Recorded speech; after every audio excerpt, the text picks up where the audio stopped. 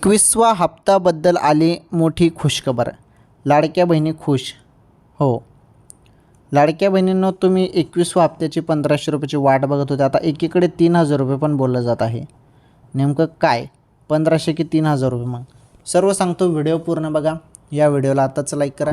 चॅनलवर पहिल्यांदा आलेलं असाल तर आपलं चॅनल जरूर सबस्क्राईब करून घ्या.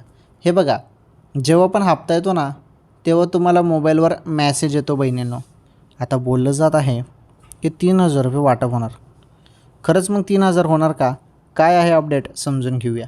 हे बघा, बोललं तर जात आहे की 2 महिन्याचे तुम्हाला 3000 रुपये वाटप होतील, परंतु शक्यता कमी आहे.